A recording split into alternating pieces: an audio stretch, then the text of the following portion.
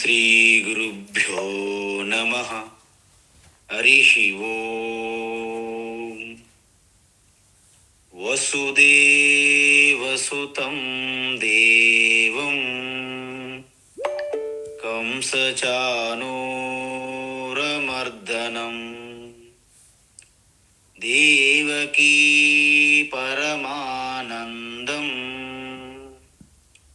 కృష్ణం వందే జగద్గురుం. తీర్త్వా మోహార్ణవం హత్వా రాగద్వేషాదిరాక్షసాన్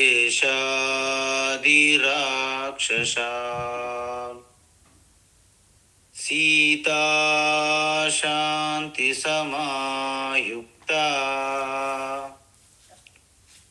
ఆత్మా రామో విరాజతే. ఆత్మా రామో విరాజతే. ఆత్మస్వరూప బంధుగణ, భగవద్గీత జ్ఞానయజ్ఞములో భాగంగా 6వ అధ్యాయం ధ్యానయోగం అంటే ఆధ్యాత్మిక సాధనలో ఉత్కృష్టమైనటువంటి చివరి సాధనం నిధిధ్యాసనం అంటాం. నిధిధ్యాసనం అంటే మనం దర్శించిన, తెలుసుకున్న మన స్వరూప జ్ఞానం మనలో అణువణువు నరనరాలలో జీర్ణించుకోవాలని, తద్వారా మన వ్యావహారిక జీవితంలో కూడా ప్రతి క్షణము మనకి అందుబాటులో ఉండేటట్లుగా ఉండడం కోసమే నిధిధ్యాసనం అవసరం. అందువల్ల నిధిధ్యాసనంలో కొత్త జ్ఞానం ఏమీ రాదు. మీరు శ్రవణము మననములు ద్వారా నిశ్చయమైనటువంటి ఆ జ్ఞానము మీలో డైజెస్ట్ అవుతుంది, జీర్ణమవుతుంది. ఆ ప్రక్రియనే నిధిధ్యాసనము అంటారు. అయితే మనం చూసాం ఆ యొక్క ఆత్మజ్ఞానం యొక్క ఫలం ఏంటి చూసాం. ఏంటది అంటే పూర్తిగా సర్వథా వర్తమానోపి సయోగి మయి వర్తతే. చూసారా, ఎంత అద్భుతమైనటువంటి విషయం చెప్పారు భగవాన్ శ్రీకృష్ణ. సర్వభూత స్థితం యహ సర్వభూత స్థితం మాం అంటే సకల ప్రాణుల యందు వారి అంతరాత్మగా హృదయస్థములో ఉన్నటువంటి నన్ను గుర్తించి తెలుసుకొని భజతి. ఏ విధంగా?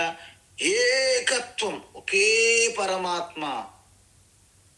పూసల వెనక ఉన్నటువంటి ఆ దారం గుర్తించే విధంగా నన్ను గుర్తించి ఎవరైతే భజిస్తారో, చింతన చేస్తారో, సర్వథా వర్తమానోపి మొత్తము వ్యవహారిక జీవితములో 24 అవర్స్లో ఎంత బిజీగా ఉన్నా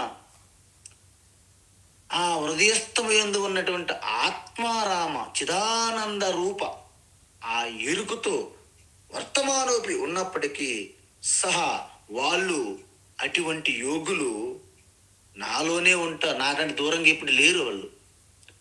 వాళ్ళు ఏదో చేసి మంత్రాలు యంత్రాలు చేసి నన్ను ఆవాహన చేయక్కర్లేదు. ఎప్పుడు నేను వాళ్ళకంటే దూరంగా ఉండలేను కాబట్టి, నాకంటే వాళ్ళు దూరంగా ఉండలేరు కాబట్టి అని చెప్పారు. తరువాత ఏమన్నారంటే ఆత్మౌపమ్యేన సర్వత్ర సమం పశ్యతి యహ అర్జున. ఓ అర్జున, ఆత్మరూపంగా నన్ను పరమాత్మ దేవుడు ఎక్కడో మేఘాల్లో ఉన్నాడు, లేకపోతే వేరే ప్రాంతంలో ఉన్నాడు, పలైన సమయంలో బ్రహ్మముహూర్తంలోనే ఈశ్వరుడు మీకు దర్శనమిస్తారు. అలాంటి ఊహలు అపోహలు పక్కన పెట్టి ఆత్మౌపమ్యేన సర్వత్ర పశ్యతి, సమంగా ఒకే పరమాత్మ అణువణువు కూడా అండపిండ బ్రహ్మాండమంతా వ్యాపించి ప్రతి హృదయస్థంలో ప్రాణిలో రమించి క్రీడించి ఆత్మ ప్రేమ కరుణ దయ ఆ స్వరూపం ఆనంద స్వరూపంగా ఉన్న చిదానంద ఆత్మారామ. కాబట్టి దానిని ఎవరైతే గుర్తిస్తారో దర్శిస్తారో వారికి ఎలా అవుతుందంటే సకల ప్రాణుల యందు వాళ్ళకు కలిగే సుఖము నా సుఖముగాను, వారిలో కలిగే దుఃఖం కూడా నా దుఃఖంగా భావిస్తారు. ఎందుకు? అన్ని ప్రాణుల్లో నేనే ఉన్నాను ఆత్మస్వరూపంగా పరమాత్మగా. అందువలన వారు ఏమి కోరుకుంటారంటే మనం ఏ చేష్ట, ఏ కార్యం, ఏ కర్మ చేస్తే ఇతరులకు ఇబ్బంది కలుగుతుందో అది మనం చేయకూడదు. మనకి ఎవరైనా ఏ పని చేసి పెట్టినా, మనతో ఎటువంటి వ్యవహారం జరిగినా మనకి ఆనందంగా సుఖంగా ఉంటుందో శాంతిగా అదే మనం చెయ్యాలి ఇతరులకు. ఇది మన యొక్క అసలైనటువంటి రహస్యం. అందువలన ఈ విషయం ఇటువంటి యోగులకి జ్ఞానులకి స్పష్టత ఉంటుంది. ఇతరులకు బాధించే పని వారు చెయ్యరు. తనకు దేని వల్ల శాంతి ఆనందము కలుగునో అదే ఇతరులకు చేస్తారు. ఎందుకు? ఇతరులలో కలిగే ఆనందమే తన ఆనందము కాబట్టి వాళ్ళు తట్టుకోలేరు. బయట వ్యవహారములో ఈ వాతావరణ పరిస్థితిలో ఏ ప్రాణి కూడా దుఃఖం, బాధ, పీడగా ఉండేటప్పుడు వారి హృదయం ద్రవించిపోతుంది అన్నమాట. మీకు ఇంతకుముందు చెప్పానేమో తెలీదు, ఒక చిన్న స్టోరీ ఉంది. అబ్రహాం లింకన్ ఆ రోడ్డు సైడు చిన్న బురదలో ఒక పంది పిల్ల పడిపోయింది. అలాగ చాలా బాధపడి కొట్టుకుంటుంది. ఇంత పెద్ద కాన్వాయ్లు వెళ్తున్నటువంటి అబ్రహాం లింకన్ దాని దృష్టి పడింది అటువైపు. ఆయన దృష్టి దాని వైపు పడింది. వెంటనే ఆ వెహికల్ ఆపి సూటు బూటు టైతో ఉన్నటువంటి ఆ అబ్రహాం లింకన్ ఏమీ సరి చేసుకోకుండానే బురదలోకి దిగి దాన్ని రక్షించాడు. ఆయన బురదతో కూడా అలా ఉండేటప్పుడు కూడా ఆఫీస్కి వెళ్ళేసరికి అందరూ విచిత్రంగా చూస్తున్నారు. ఆయనకి అడిగారు, ఏమైంది మీకు ఇలా చేశారండి? ఇలా స్టోరీ చెప్పారు. ఇంతమంది escort, security, black commanders, white command, yellow command, ఎన్ని కమాండర్స్ ఉంటాయో వాళ్ళకి రక్షణ కవచాలు అంతమంది ఉండగా పిఏలు, సెక్రటరీలు అంటూ ఉంటారు కదా. మీకెందుకంటే ఆయన ఒక మాట అన్నాడు, దాన్ని నేను బయటికి రక్షించడం అనేది నా ఆత్మఘోష, నా హృదయంలో బాధ, పీడ. నేను దాన్ని రక్షించకపోతే నేను తట్టుకోలేను అని అన్నా. చూడండి ఎంత అద్భుతమైనటువంటి అది. భగవద్గీతలో ఆత్మౌపమ్యేన సర్వత్ర సమం పశ్యతి యోర్జున, ఇది దానికి సంబంధించినటువంటి విషయం. అలా ఉంటారండి మహాత్ములు. అందువలన మహాత్ములు, యోగులు, జ్ఞానులు, భక్తులు వీరెవరు కూడా నేను వేరు పరమాత్మ వేరు కాదు. ప్రతి ప్రాణులను నా రామను చూస్తాడు. ప్రతి ప్రాణులోను ఆ యొక్క శివ, ప్రతి ప్రాణులోను ఆ జగన్మాత స్వరూపమే, దుర్గాదేవి స్వరూపమే కనిపిస్తుంది. కాబట్టి ఎవరికి ఏది చేసినా పరమాత్మ చేసినట్టే. దాహంగా ఉన్నవారికి నీరిస్తే సాక్షాత్తు మీరు ఆ పరమేశ్వరునికి మీరు అభిషేకం చేసినట్టు అవుతుంది, భిక్ష.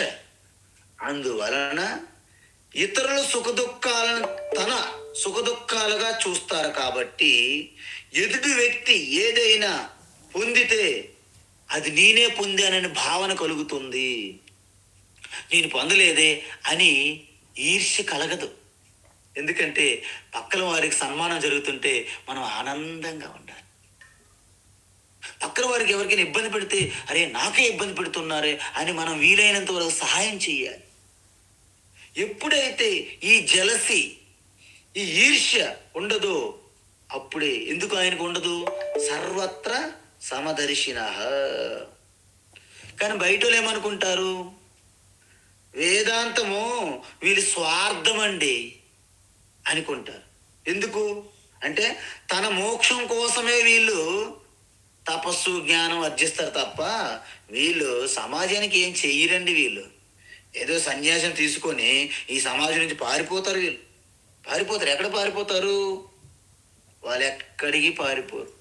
ఈ బ్రహ్మాండం అంతా ఆయన హృదయస్థంలో దర్శించుకుంటున్నారు. ఒక రమణ మహర్షి తిరువన్నామలలో కూర్చొని సకల ప్రపంచం అంతటికి కళ్యాణకారిగా ఉన్నారు. అక్కడ నుండి ఒక తపోవన స్వామి ఉత్తర కాశీలో కూర్చొని యావత్ ప్రపంచానికి సమాజానికి ఒక మంగళకరమైనటువంటి శుభం సూచకమైనటువంటి ఆ సంస్కార వాసనని అందించగలిగారు. ఎంతో మంది శ్రమించి వారి దగ్గరికి వెళ్ళి దర్శించుకునేవారు. అందువలన జ్ఞాని సన్యాసి అనేవారు ఎక్కడికో తప్పించుకొని పారిపోవడం కాదు. ఎందుకంటే ఒక తల్లిని విడిచిపెట్టి ప్రపంచంలో ఉన్న ప్రతి ఒక్క స్త్రీ మహిళను కూడా తన తల్లిగా భావించి, అంటే ఒక సంకుచితమైనటువంటి చిన్న ఇంటి నుండి వసుదైవ కుటుంబంలోకి వెళ్ళాలంటే ఆ విధంగా వాళ్ళు తీసుకున్నటువంటి ఆ యొక్క తపస్సులో భాగమే తప్ప మనం ఎప్పుడు కూడా అందరినీ కూడా వాళ్ళు తప్పించుకొని పారిపోయారనే మన అపోహ మనలో ఉంది. అది కూడా మీరు అది సరికాదు అని ఇక్కడ చెప్తున్నారు. అందువల్ల ఆత్మజ్ఞానం అంటే ఏంటి? విశాలత్వం, ఉదారతనం. విశాలత్వం అంటే ఉదారతనం. ఆ ఉదారతనం అనేది మనం పూర్తిగా ఎవరి నుండి విడిపోవడం కాదు, నూతిలో కప్పవలే ఉన్న మన జీవితం నుండి సముద్రం అనే సాగరంలోకి మనము ప్రయాణించాలి. అందువలన ఈ విశ్వంతో మనం మమేకం అవ్వడం అంటే ఎప్పుడైతే మన వ్యక్తిగత ఇచ్చలని రాగద్వేషాలను పక్కన పెడతామో అప్పుడే మీరు ఈ విశ్వంతో మీరు మమేకం తాదాత్మ్యం అవ్వగలరు. ఈ విధంగా మనం తెలియాలి. మనము మన పిల్లలు తీసుకుని వెళ్తాము కొన్ని కాంపిటీషన్ పోటీల్లో. మన పిల్లలు డ్యాన్స్ చేస్తున్నంతసేపు చూస్తాం, క్లాప్స్ కొడతాం. మన పిల్లలు అయిపోయిన వెంటనే పిల్లలు తీసుకుని బయటకు వచ్చేస్తాం. మన పిల్లలకు ఒకవేళ ఏమైనా ఫస్ట్ సెకండ్ ప్రైజ్ రాలేదనుకోండి, మనం డీలా పడిపోతాం. పక్కింటి పిల్లలకు వస్తే మాత్రం మనం సహించలేం. ఇలాంటివి సహజమైన స్వాభావికంగా మనలో ఉంటాయి. తల్లిదండ్రులు చాలామంది చూసాం మేము ప్రోగ్రామ్స్లో. అది సరికాదు. ఎందుకంటే మన పిల్లల్ని మీరు ఆలింగనం చేసుకోవడం పెద్ద గొప్ప కాదు. ప్రతి పిల్లవాడిని మీరు ఆలింగనం చేసుకోగలరా? అప్పుడే మీరు ఉదార చరితానాంతో వసుదైవ కుటుంబకం అన్నారు. అప్పుడు అందుకే అయం నిజోపరో వేత్తి, వీళ్ళు మా వాళ్ళు, వీళ్ళు పరాయి వాళ్ళు, ఎవరైనా విడదీస్తారు ఇలాగా. గణన లఘుచేతసం అంటే లఘుచేతసం, అల్పబుద్ధి, పరిచ్ఛిన్న బుద్ధి. ఈ విధంగా లెక్కలు కడతారు. వాళ్ళు మా వాళ్ళు, వీళ్ళు పరాయి వాళ్ళు, వాళ్ళు వేరే భాష వాళ్ళు, వీరు వేరే భాష వాళ్ళు, వారు వేరే రాష్ట్రం వాళ్ళు. చూసారు ఇవన్నీ విడదీయడం. కానీ ఉదార చరితానాంతో వసుదైవ కుటుంబకం, ఎప్పుడైతే మీ ప్రేమ మీ ఆనందం పొంగిపోతుందండి, అంటే ప్రపంచం అంతటిని ఆలింగనం చేసుకునే ఆ ప్రేమ మీలో వాత్సల్యం ఎప్పుడైతే కలిగిందో మీరు సామాన్య జనని నుండి జగజ్జననిగా మీరు పరిణితి చెందారన్నమాట. అందుకే మనము భిక్ష చేసేటప్పుడు కొన్ని శ్లోకాలు మేము పాడుతుంటాం. అందరూ పాడతారు. మాతాతు పార్వతీ దేవి పితా దేవో మహేశ్వర బాంధవా శివభక్తాశ్చ స్వదేశో భువనత్రయం అంటారు. అంటే మాత ఈ జగన్మాత పార్వతి, జగత్పిత శివ, అదే జగన్మాత లక్ష్మీదేవి, జగత్పిత నారాయణ. ఈ విధంగా ఈ జగత పితర వందే పార్వతీ పరమేశ్వర. కాళిదాస్ మహాకవి చెప్పారు రఘువంశంలో రాసేటప్పుడు.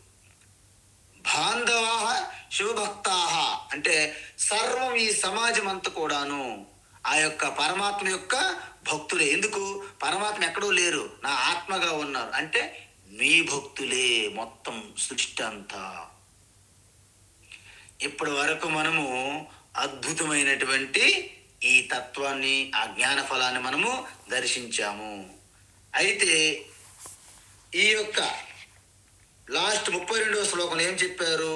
సుఖం వా ఎదివా దుఃఖం అంటే వారికి సుఖము కలిగిన దుఃఖము కలిగిన, ఎదుటి వారికి సుఖము కలిగిన దుఃఖం కలిగిన అంత నేనే ఆత్మ అనే స్వరూప ఎరుకు మాత్రము మర్చిపోరు.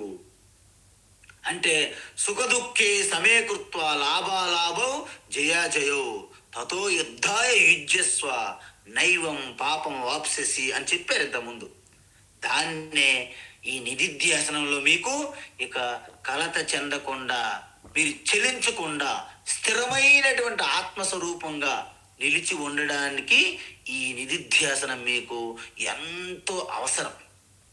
ఇలా చెప్పి మనకి ఈ ధ్యానం, దీని గురించి 4 విషయాలు మనకు అందరికీ గుర్తుండాలి ఇప్పుడు మీకు. ఏంటి? ధ్యానం చేసే వ్యక్తి తన నిజ జీవితంలో పాటించవలసిన నియమాలు చెప్పాము. వాటికి ఏమన్నాము? బహిరంగ సాధనలు. అదేవిధంగా ధ్యానమునకు చేసే ముందు, కూర్చునే ముందు ఆ ధ్యాన సమయంలో పాటించే నియమాలని అంతరంగ సాధనలు అన్నాం. తర్వాత ధ్యాన స్వరూపం ఏమిటి అంటే ఏంటి? ధారణ, ధ్యాన, సమాధి గురించి చెప్పాం. అంటే గురువు శాస్త్రము చెప్పినటువంటి బోధ ఏదైతే మీరు విన్నారో శ్రవణ మననము ద్వారా, దాన్ని పూర్తిగా ఆ జ్ఞాన చింతనలో మీరు పూర్తి బిజీ అయిపోవాలి, అందులో లయమైపోవాలి. అంటే ఏంటి? కేవలం ఆత్మకు సంబంధించిన చింతన మాత్రమే, వేరే చింతన ఏమీ ఉండకూడదు. అప్పుడు మీకు కలిగే ఆ ఫలం ఏమిటి? సర్వత్ర సమదర్శనం. అప్పుడు వస్తుంది విద్యా వినయ సంపన్నే బ్రాహ్మణే గవి అస్థిని. అప్పుడు వస్తుందండి. మన ఊరికే రాసుకుంటాం శ్లోకాలు గోడల మీద, స్కూలు గోడలపైన రాయిస్తారు మన వాళ్ళు. లోకా సమస్త సుఖినో భవంతు అంటారు, సర్వే భవంతు సుఖినః, వసుదైవ కుటుంబకం. ఇవన్నీ చెప్పడానికే బాగుంటాయి, కానీ మీకు వాస్తవం అనుభూతిలో కలుగుతుంది. ఈ అనుభూతి సర్వత్ర సమదర్శనం. అయితే ఇప్పటి వరకు భగవాన్ ధ్యానయోగం గురించి పూర్తి చేశారు. అద్భుతమైనటువంటి ధ్యానయోగం కంప్లీటెడ్. అయితే ఇప్పుడు అర్జునుడికి ఒక ప్రశ్న వస్తుంది. ఏంట ప్రశ్న? ఆ ప్రశ్న ఏమిటంటే 33వ శ్లోకం నుండి 36వ శ్లోకం వరకు దాన్ని ధ్యాన ప్రతిబంధకాలు లేదా ధ్యానములో కలిగే ఆటంకాలు అనొచ్చు. అంటే మీరు ధ్యానం చేస్తారు, అప్పుడు మీకు రోజంతా మీ స్మరణలో రానటువంటి ఆలోచనలు, ఆ విఘ్నాలు ధ్యానంలో పైకి వస్తాయి. అందువలన ఈ విఘ్నాలని మహాత్ములు చాలా ఒక సైకాలజిస్ట్ కంటే అద్భుతంగా పరిశీలించి తెలుసుకున్నారు ఎటువంటి విఘ్నాలు మీకు రావచ్చు. కాబట్టి శంకరాచార్య యొక్క పరమ గురువు అయినటువంటి గౌడపాదాచార్యులు మాండూక్య ఉపనిషత్తు యొక్క కారికల్లో ఇదంతా రీసెర్చ్ చేశారన్నమాట ఆయన. ఇవన్నీ కూడా మనోనిగ్రహం గురించి చెప్తారన్నమాట ఆయన. మనసో నిగ్రహాయత్తం అభయం సర్వయోగినాం దుఃఖక్షయం ప్రబోధశ్చ యక్షయా శాంతిరేవచ అంటారు. అంటే మనోనిగ్రహం ఒక్కట గనక మీకు పూర్తి మీకు అందుబాటులోకి వస్తే, మీ స్వాధీనంలో ఉంచుకుంటే, మీరు వేదాంతం వలన కలిగే ఆ బోధ జ్ఞానం యొక్క ఫలము మీకు అనుభూతికి వస్తుంది. లేకపోతే కేవలము మీ బుద్ధిలో నిండిపోయి ఈ శ్లోకాలు, అవన్నీ మంత్రాలు మీ బుద్ధిలో నిండిపోయి అవి కూడా మీకు భారంగా తయారవుతాయి. అందువలన ఈ మనోనిగ్రహం లేకపోతే మనము వేదాంతం ఇన్ని సంవత్సరాలు చదువుకున్నప్పటికీ దాని యొక్క ఫలమైనటువంటి ప్రత్యక్షంగా మనకు అందుబాటులో ఉండదు. ఫలము శాంతి, ఆనందము. అయితే మనం ఎప్పుడు కూడా మనం బయటిపైన వస్తువులు, వ్యక్తులపైన ఆధారపడుతూ ఉంటాం. మీ అందరికీ తెలుసు, బయట ఉన్నటువంటి వ్యక్తులు, ప్రాణులు, వస్తువులు, పరిస్థితులు అవి నిత్యము కాదు, శాశ్వతం కాదు. వాటి స్వరూపం అది. మీరు ఎవరిని తప్పు పట్టడానికి లేదు ఇక్కడ. ఎందుకు? బయట వాతావరణము, ప్రపంచము, మన శరీరము, మన ఇంద్రియములు, మన మనస్సు, మన బుద్ధి వరకు కూడా అవి శాశ్వతం కాదు. కాబట్టి ఇప్పుడు నీ మనసు, నీ బుద్ధి, నీ ఇంద్రియములే ఎప్పటికప్పుడు మారిపోతుంటే బయట వ్యక్తులు మారకుండా ఉండాలి, నేను ప్రాణంగా ప్రేమించాను, నేను ప్రాణంగా చూసుకున్నాను అని మనం వాదించడంలో లాభమే ఉన్నది. కాబట్టి తెలిసి మనము ఇదంతా కూడా మాయా జగత్తు ప్రపంచము, మనం ఒక సినిమా, ఒక డ్రామా, ఒక నాటకం, దీర్ఘ స్వప్నము అని తెలివితో మనం వ్యవహారం చేస్తే తేలిక జీవితం అన్నమాట ఇది. ముందు మనకి జరుగుతుందని తెలిస్తే అది జరిగినప్పుడు అంత షాక్ అవ్వము.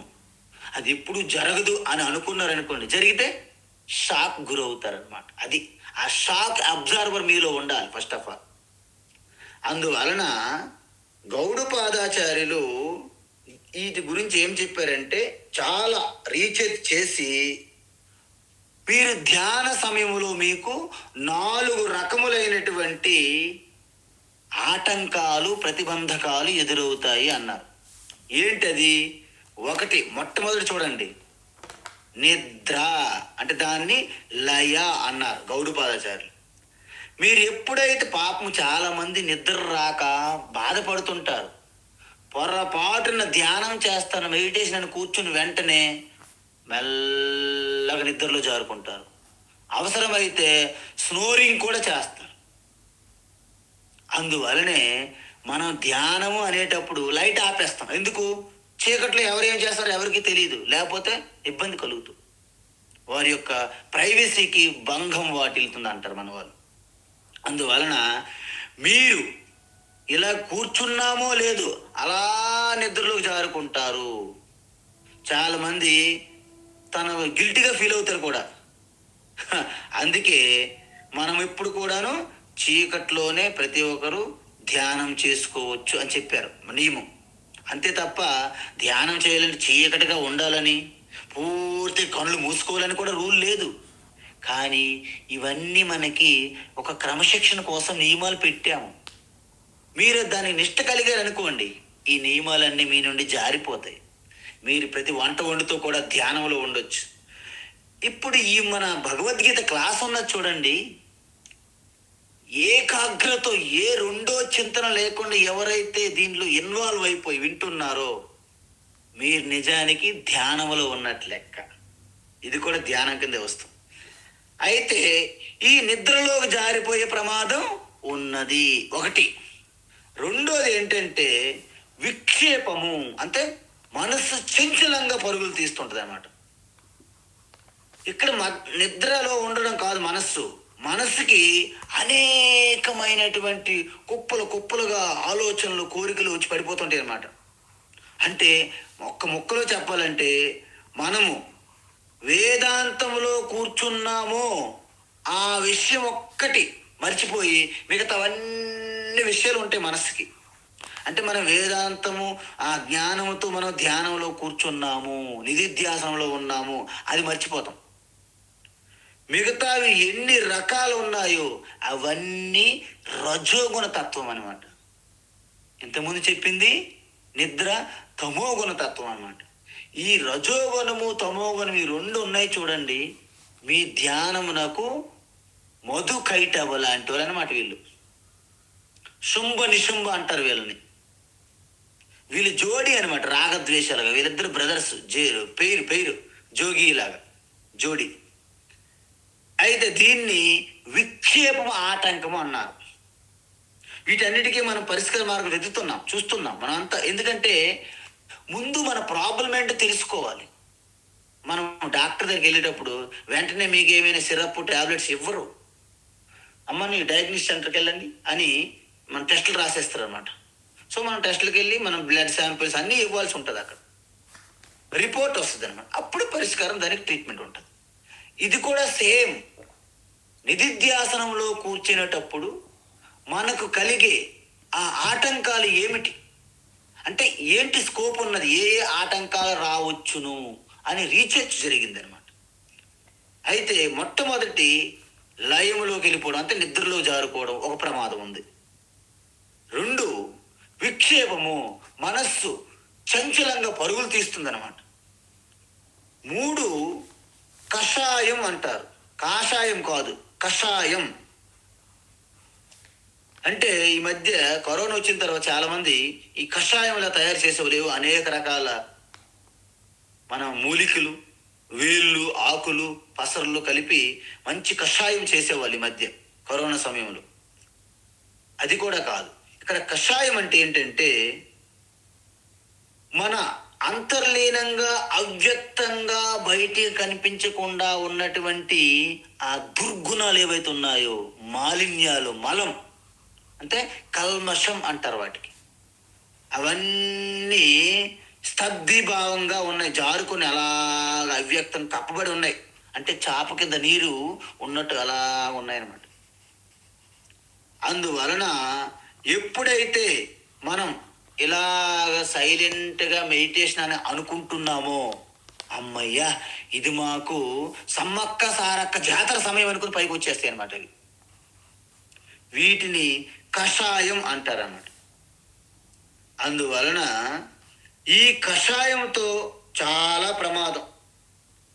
ఎందుకంటే ఇలాంటివి ఎన్నో ఉంటాయి మన జీవితంలో. అనేక పరిస్థితుల్లో మనం వాటి వైపు దృష్టి పెట్టం. ఇప్పుడు వాటికి అవకాశం వచ్చింది. అందువలన ఒక్కసారి చెలరేగిపోయి బయటకు వస్తాయి అన్నమాట, మేము ఉన్నాము అని. సో విపరీతమైన భావోద్రేకములైనటువంటి ఏవైతే శారీరక స్థాయిలోనే కాదు, మానసికంగా కూడా అవన్నీ మనకు అలాగ తెలుస్తుంటాయి. దీన్ని రాగద్వేషానికి సంబంధించినటువంటి బీజము, విత్తనము అంటారు. వాటి నుండి రాగద్వేషాలు ప్రకటమవుతాయి, వ్యక్తమవుతాయి. అంటే రాగద్వేషాలకి విత్తనము, బీజ రూపములో ఉన్నటువంటి ఆ స్థితిని కషాయము అంటారనమాట. అందువలన ఈ కషాయం ఏంటంటే చాలా ప్రమాదం.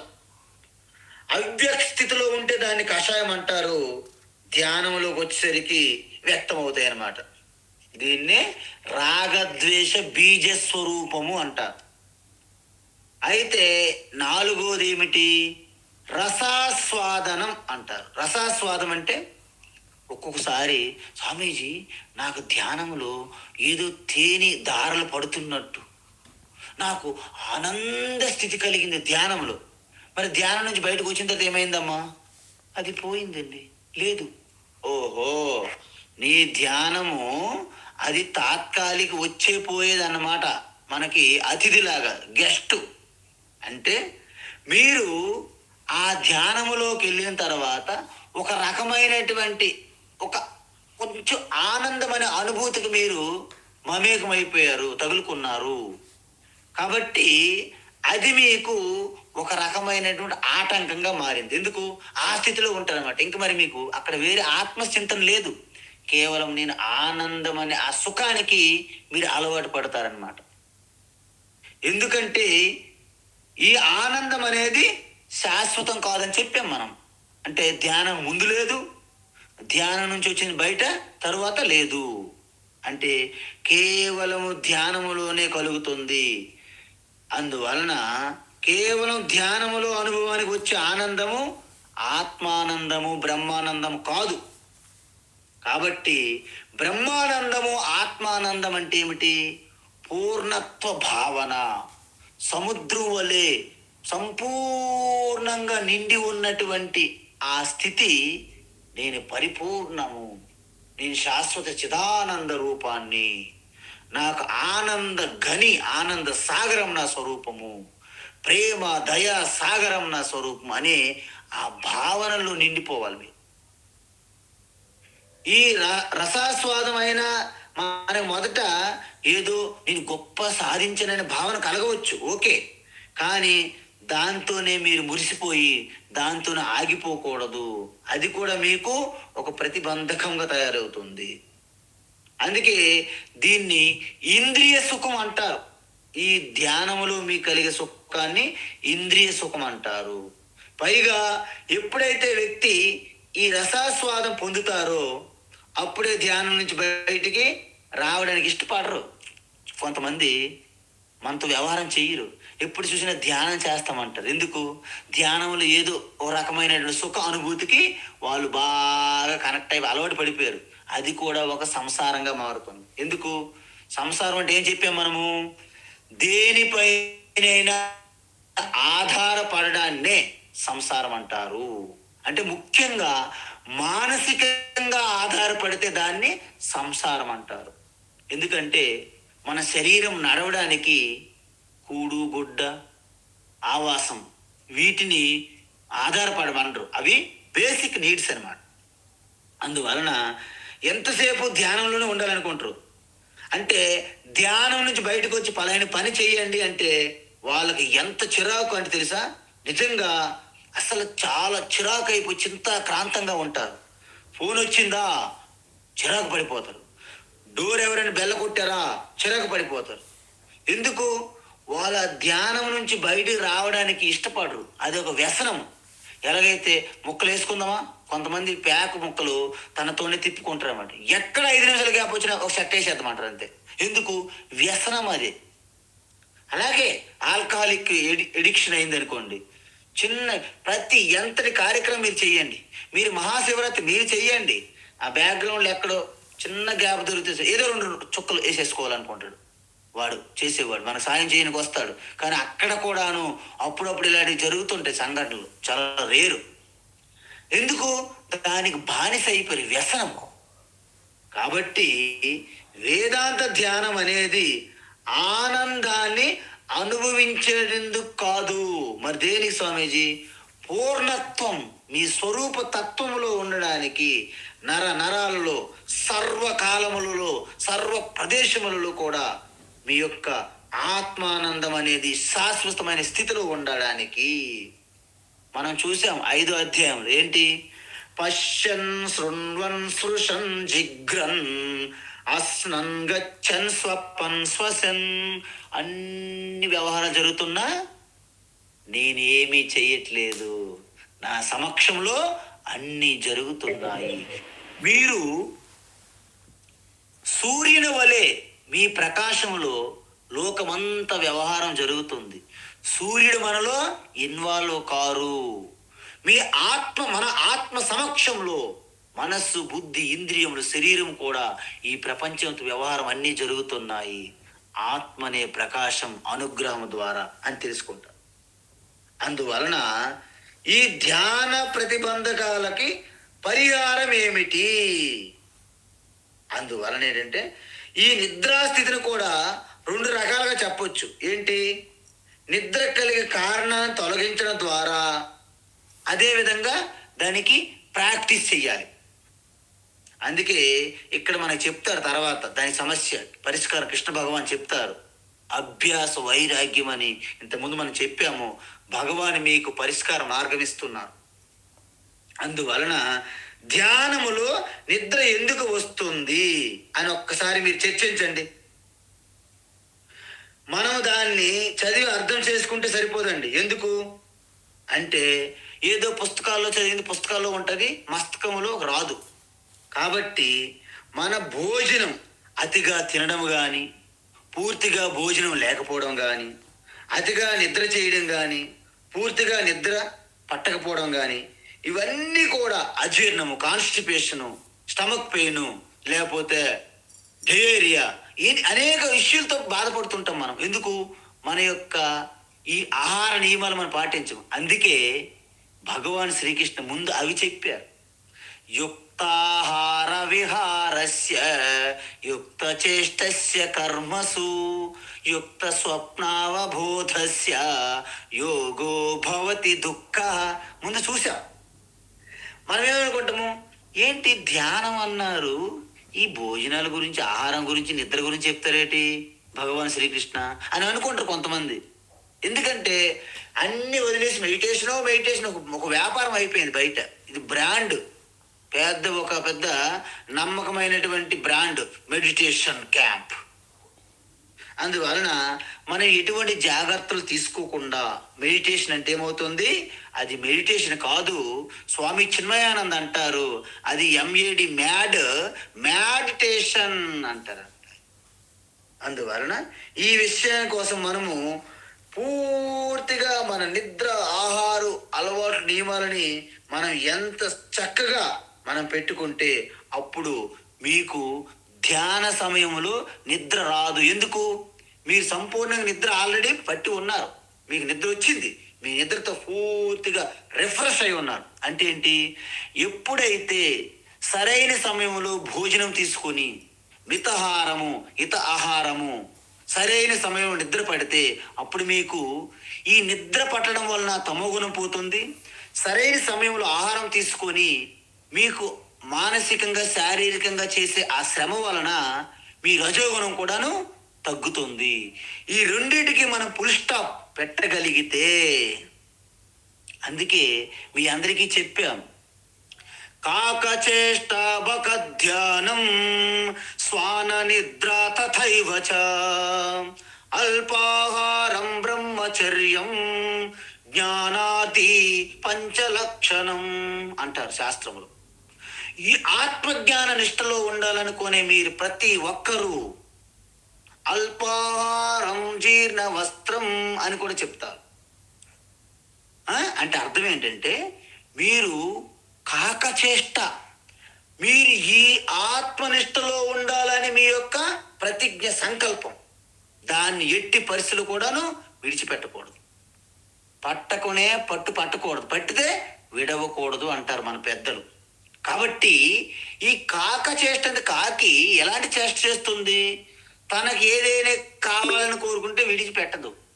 నీరు కోసం తిరుగుతూ మనం కథ చిన్నప్పటి నుంచి విన్నాం. ఆ నీరు కోసం తిరిగి ఒక ప్లేస్కి వస్తే ఆ కడవలో కిందకు ఉన్నాయి నీరు, అవి అందట్లేదు. అప్పుడు వెతికి ఆలోచించి అక్కడ ఉన్నటువంటి గులకరాయిలన్నింటితో నింపితే నీరు కాస్త పైకి వచ్చి త్రాగి తన దాహాన్ని తీర్చుకున్నది అంటారు. ఇక్కడ మనం తెలుసుకున్న రెండు విషయాలు. ఏదైనా సమస్య వస్తే పారిపోకూడదు, కాసేపు కూర్చొని ఆలోచన చెయ్యాలి. ఎందుకు, ఏమిటి, ఎక్కడ సమస్య, కారణం ఏమిటి, పరిష్కారం ఎక్కడ ఉంటుంది, ఈ విధమైనటువంటి విశ్లేషణ చెయ్యాలి. చేసి మీరు ఎప్పుడైతే ఆ పరిష్కారానికి సంబంధించిన విషయంలో దిగారో మధ్యలో విడిచిపెట్టకూడదు, పూర్తయిన వరకు అలా కొనసాగించాలి. పర్సిస్టెన్స్ ఎఫర్ట్ అంటారు దాన్ని. అలా చేస్తే దాన్ని కాకచేష్ట అంటారు. బకధ్యానం తెలుసు మీకు. చేపను పట్టుకోవడానికి కొంగ చేసినటువంటి తపస్సు మామూలు తపస్సు కాదు, అతి ఘోర తపస్సు అనమాట. ఒంటి కాలుతో అలాగా దృష్టి ఏకాగ్ర చిత్తంతో అలా ఉంటుంది. ఒక్కసారి చేప అక్కడ దొరికిందంటే టక్కన పడుతుంది, అంతే, అయస్కాంతం వలె, మిసైల్ స్పీడ్ అనమాట. సో ఈ విధంగా శ్వాన నిద్ర కూడాను మనం కుంభకర్ణంలా నిద్రపోకూడదు. అంటే పిడుగులు పడినా, వర్షం పడినా, తుఫాను వచ్చినా, ఏది జరిగినా కొంతమంది లేవరు. కొంతమందికి ఇలా కొట్టినా కూడా లేవరండి. చిత్రం బలారే విచిత్రం అన్నట్టు. వాళ్ళ పైన నీళ్లు పోస్తే, ఒక చెంబుడు నీళ్లు పోస్తే అప్పటికి 2-3 నిమిషాల తర్వాత లేస్తారు. కుంభకర్ణుడు రావణాసుడికి అవసరం వచ్చింది యుద్ధానికి, లేపాలి. ఎలా? ఎందుకంటే 6 నెలలు కాకముందే మధ్యలో డిస్టర్బెన్స్ అనమాట ఇది. కుంభకర్ణులు లేవరు. ఆయన కోసము అనేక రకమైనటువంటి చిన్న కత్తులు పట్టుకొని ఆ నోటి దగ్గరికి వెళ్తే ఆయన ఊపిరిలో లోపలికి వెళ్ళిపోయేవారు. ఏనుగులతో కుమ్మించారు, బల్లెములతో పొడిచారు, ఆయన కుంభకర్ణులు లేచేవాడు. ఎంతో మంది ఆయన లోపలికి వెళ్ళిపోయి అక్కడ వెతుకుతున్నారు. ఎందుకంటే ఆయనకి ఒక్కొక్కసారి సేవింగ్ చేయడానికి వెళ్తే ఆయన ఊపిరికి దొరికిపోయి లోపలికి వెళ్ళిపోయేవాళ్ళంట. కొంతమంది ఎంతో కాలం పాటు ఎదుగుతున్నాడట. ఏంటి, నా రేజర్ పోయిందని. ఎక్కడ? ఆయన గర్భంలో, కడుపులో. అలాంటి కుంభకర్ణ నిద్ర అంటారు. మరి అలాంటి నిద్ర మనకు ఉండకూడదు. మీరు యోగులు కాలేరు అలాంటి నిద్ర ఉంటే. అందువలన ఆ నిద్ర కూడాను రాకుండా ఉంటుంది. అందువలన మీరు ఎలాంటి కుక్కని ఎక్కడైనా చూడండి, ఇంత చిన్న శబ్దం వస్తే టక్క అక్కడ అలర్ట్గా ఉంటుంది కుక్క. దాని నిద్ర అత్యంత స్వల్పం అన్నమాట. అందుకే అర్జునుడు నిద్రను కూడా జయించాడు అంటారు. ఆయన నిద్రలో ఎక్కువ ఉండరు. కావాలనుకునేటప్పుడే నిద్రపోతాడు ఆయన. నిద్ర వద్దు, నాకు ఇక్కడ కర్తవ్యం ఉంది అంటే ఎన్ని రోజులైనా సరే నిద్ర లేకుండా పనిచేస్తాడు. అందుకే ఆయనకి గుడాకేశ అన్నారు. ఆయనకి అంటే నిద్రని జయించాడని అర్థం. సో ఈ విధంగా నిద్ర అనేది మీకు ఒక పెద్ద తమోగుణంతో వచ్చినటువంటి ఆటంకము. అయితే దీన్ని అభ్యాసం చేయాలి. ఎందుకు? నిద్ర వచ్చి మీరు ధ్యానం చేసేటప్పుడు ఒక నిద్ర వచ్చిందండి సపోజ్, మీరు ఇంక ధ్యానంలో కూర్చోకూడదు, లేవాలి. లేచి ముఖం కడుక్కొని ఒక 10 అడుగులు ఇటు అటు తిరగాలి. మళ్ళీ మీకు తమోగుణం పోయినట్లు అనిపిస్తే, మళ్ళీ సత్తు ప్రశాంతం అనిపిస్తే అప్పుడు నిద్ర చెయ్యాలి. ఎందుకు? రజోగుణములో ఉన్నటువంటి చంచలమైనటువంటి మనస్థితిలోను అలాగ డల్లగా నిద్రాస్థితిలో ఉన్నటువంటి పరిస్థితిలోను ధ్యానంకు మనము సరిపోము, ధ్యానానికి మనము పనికిరాము. కాబట్టి దీన్ని పదే పదే పదే పదే అభ్యాసం చెయ్యాలి. అందువలన దీన్ని లయం అనే ఆటంకం నుండి మనము తప్పించుకోవచ్చు. రెండోది ఏంటి? విక్షేపం. చంచలమైన మనసుని ఎలా అదుపు పెట్టాలి అనేది ఇక్కడ ప్రశ్న అర్జునుడు అడుగుతాడు. దానికి సమాధానం అక్కడ చెప్తాం. ఎందుకంటే దీని గురించి మొత్తం వివరణంతా అక్కడ ఉన్నది. ఇక్కడ నేను చెప్పిస్తే మరి శ్లోకం ఏం చెప్తాను. అందువలన అభ్యాస వైరాగ్యం ద్వారా దాన్ని ఎలా అదుపులో పెట్టాలని భగవాన్ శ్రీకృష్ణ పూర్తి పరిష్కరిస్తారన్నమాట. మరి తర్వాత ఏంటి? కషాయ పరిష్కారము అంటే అనేక కారణాల వల్ల మనసులో అనేక భావాలను మనము అనగదొక్కి ఉంచుతాం. అంటే ఈ డే అంతా రోజంతా ఆ చిన్న చితక వాటిని మనం పట్టించుకోము. అవి మినుకు మినుకు మినుకు నక్షత్రాలుగా ఉంటాయి. కానీ సూర్యప్రకాశం అనే వెలుగులాగా మన వ్యవహారాలు బిజీలో ఉంటాం. అవి కోపం అవ్వచ్చు, బాధ అవ్వచ్చు, దుఃఖం అవ్వచ్చు, మనం ఎవరికైనా సరే అయ్యో నేను చేయలేదే గిల్టీ అవ్వచ్చు, అపరాధ భావన, ఈర్ష్య, జలసి, వాళ్ళ పోటీతత్వము, స్వార్థము, ఇవన్నీ కూడా లోపల దాగి ఉన్నాయి. ఈ అసురు సైన్యం అంటారు వీటిని. చెప్పుకోలేనివి బయటికి. మనస్సు ఎప్పుడైతే స్తబ్దగా ఉంటుందో ఈ మనస్సులోంచి ఒక్కసారి బయటికి అవి ఒక యుద్ధానికి బయలుదేరుతాయి. ఏంటి అంటే ఎప్పుడో చిన్నప్పటి నుండి మన మిత్రులు, మన బంధువులు, మన భార్య, మన భర్త, మన పిల్లలు, మన గురువు, మన టీచరు ఎవరెవరు ఏమన్నారు, ఏం చేశారు, ఇవన్నీ చిన్న చిన్న ఆలోచన భావనలు మొత్తం ఉన్నాయి లోడ్ అయ్యి. అవన్నీ కూడా ఒకసారి నేను 7వ తరగతి చదువుతున్నప్పుడు మ్యాథమెటిక్స్ టీచర్ కొట్టారండి, అలా వచ్చు దేరికి. ఇప్పటికైనా సరే ఆవిడ మీద నాకు కోపం పోలేదండి. అలాగే ఇప్పటికైనా ఎప్పుడు దొరుకుతుందా ఆ టీచర్ అమ్మ అప్పుడు చెప్తారు. కొంతమంది అంటుంటారు చిన్నప్పుడు జరిగిన కూడా జీవితంలో మర్చిపోరు వారు. అది దేనికోసం ఉపయోగమో నాకు తెలియదు. ఇన్సూరెన్స్ పాలసీ లాగా పెట్టుకున్నారు అలా. కాబట్టి ఇవన్నీ కూడా కషాయము. అయితే దీనికి ఏం చేయాలి అంటే దీన్ని పూర్తిగా ఆ క్షమించే తత్వం మనం పెట్టుకోవాలి. ఎందుకు? అహింస పరమో ధర్మ అన్నారు. అంటే అహింస ప్రతిష్టాయ వైరిత్యాగ అన్నాడు పతంజలి మహర్షి. అంటే ఎప్పుడైతే సకల ప్రాణుల్లో నా ఆత్మస్వరూపమే వాసం చేస్తుంది పరమాత్మ అని భావన పదే పదే పదే పదే తదేకంగా చేస్తే మీలో ఆ యొక్క వైరి శత్రుభావన అనేది పూర్తిగా పోతుంది. అందువలన ఎప్పుడు ఇవన్నీ బయటకు వస్తాయి? మీరు ఏదైతే ఆధ్యాత్మికంగా లోకానికి ప్రయోజనమయ్యే ఆ చేష్టలు ఏవైతే చేయకుండా ఖాళీగా ఉంటారో ఇవన్నీ పైకి వస్తాయి.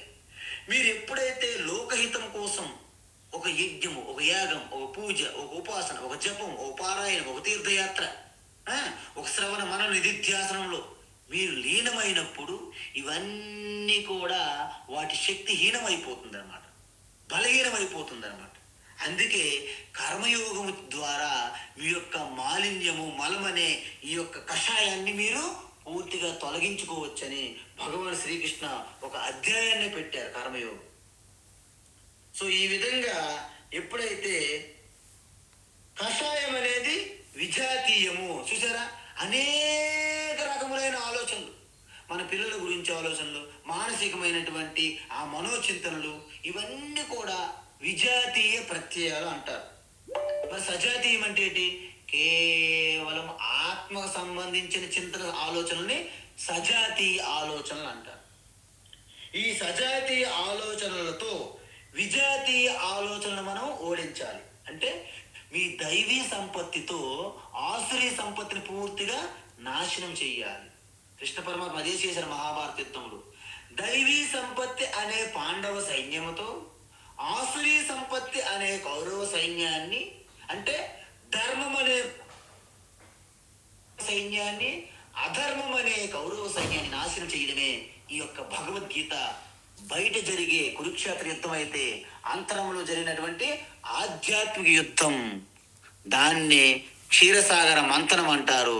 అది నిత్యం మనలో జరుగుతూనే ఉన్నది.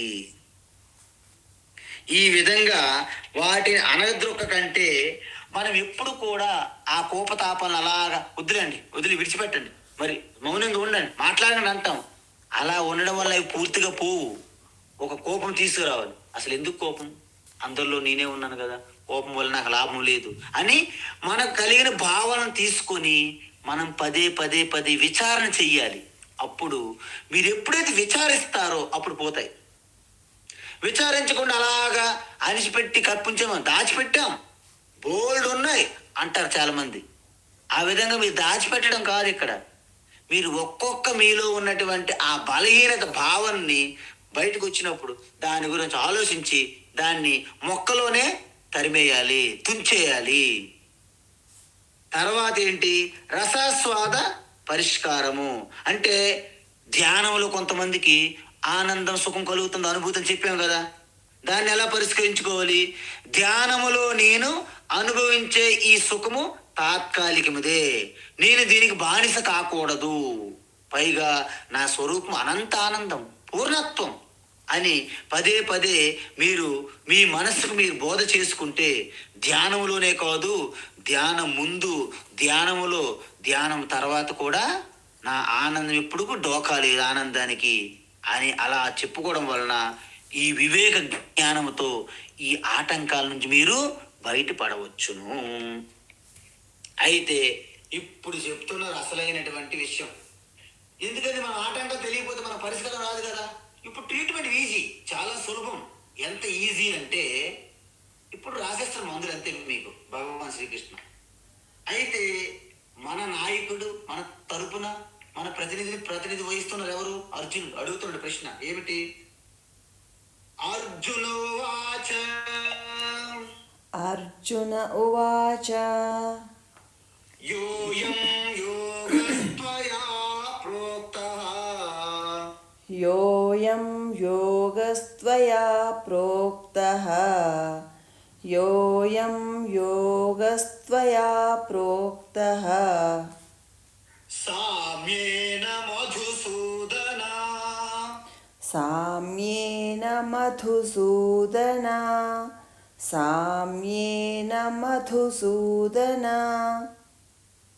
ఏతస్యాహం న పశ్యామి ఏతస్యాహం న పశ్యామి ఏతస్యాహం న పశ్యామి చంచలత్వా స్థితిం స్థిరాం చంచలత్వాత్ స్థితిం స్థిరాం చంచలత్వాత్ స్థితిం స్థిరాం యోయం యోగస్త్వయా ప్రోక్తః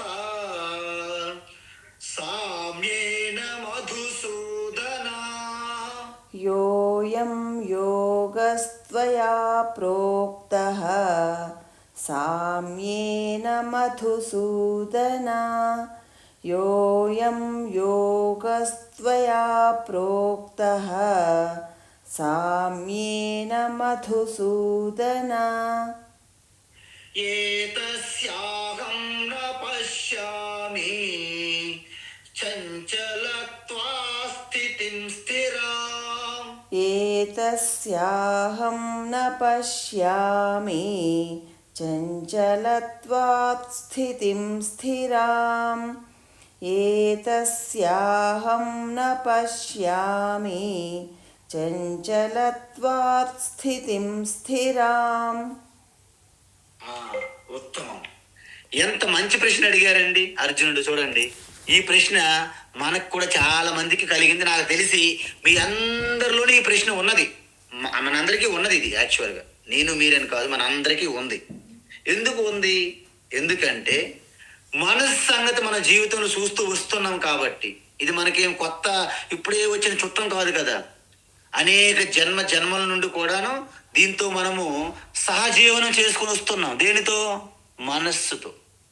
అందువలన అర్జునుడు ఏమంటాడంటే, ఏ మధుసూదన, నువ్వు మధుకైటబులని సంహరించినటువంటి ఓ గొప్ప యోధుడా మధుసూదన. నువ్వు మధుసూదన అంటే మధుకైటబులను సంహరించావు. బయట ఉన్నటువంటి ఆ మధుకైటబులని, ఆ దంతవక్త శిశుపాల లాంటి వాళ్ళని నువ్వు సంహరించావు. బయట శత్రువులు, బయట రాక్షసులు వాళ్ళు. అయం యోగ అంటే నీవు ఇప్పుడు చెప్పినటువంటి యోగం, ఈ ధ్యాన యోగం అనేది త్వయ నీ ద్వారా సామ్యేన ప్రోక్త, అత్యద్భుతంగా, మామూలు కాదండి ఇది, అత్యద్భుతంగా సమభావంతో అత్యంత నిష్ఠతో ఉండి, అంటే మీ సమత్వంతో ఈ యోగం సామ్యేన. ఎంత స్పష్టంగా నువ్వు చెప్పావు కృష్ణ, అద్భుతంగా చెప్పావు. దీని యొక్క గొప్పతనం, దీని యొక్క స్వరూపం, దీని యొక్క ఫలం, తీసుకోవాల్సిన జాగ్రత్తలు కూడా చెప్పావు.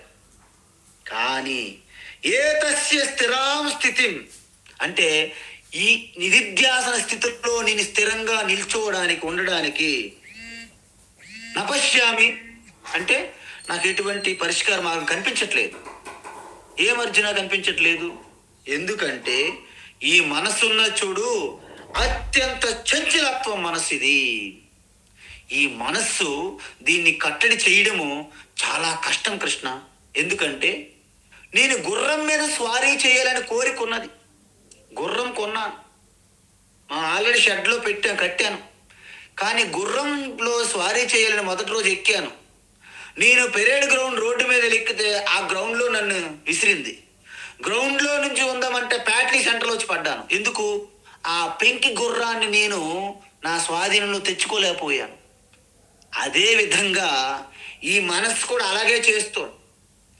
ధ్యానంలో కూర్చుందామా ఒక రోజు అనుకుంటే గాఢ నిద్రలోకి వెళ్ళిపోయాను. పోను మరొక రోజు, ఈ రోజు ధ్యానం బాగా చేస్తాను అనుకుంటే ధ్యానం విషయం తప్ప అమెరికా, లండను, జపాను, పెళ్లి విషయాలు, బిజినెస్ వ్యాపారాలు, అనేక రకమైన విషయాలన్నీ వస్తున్నాయి తప్ప ఆత్మచింతన ఒక్కటే నాకు గుర్తుకు రావట్లేదు. ఇలాంటి మనస్సుని నేను ఎలా కట్టడి చేయగలను కృష్ణ? నువ్వు చెప్పిన యోగం బాగుంది, ఓ అద్భుతం, వండర్ఫుల్, సాధు, బట్ నా వల్ల కావట్లేదే. అసలు నా వల్ల అవుతుందా అనే విషయం కూడా నాకు కనిపించట్లేదు, గోచరం కావట్లేదు. కృష్ణ, ఈ సమస్యకి పరిష్కారం నువ్వే చెప్పాలి అని అడుగుతున్నాడు. కాబట్టి ఈ విషయాన్ని స్పష్టంగా రేపు క్లాసులో మనము పూర్తిగా చూద్దాం. అంతవరకు హరి ఓం తత్సత్. సర్వం శ్రీకృష్ణార్పణమస్తు.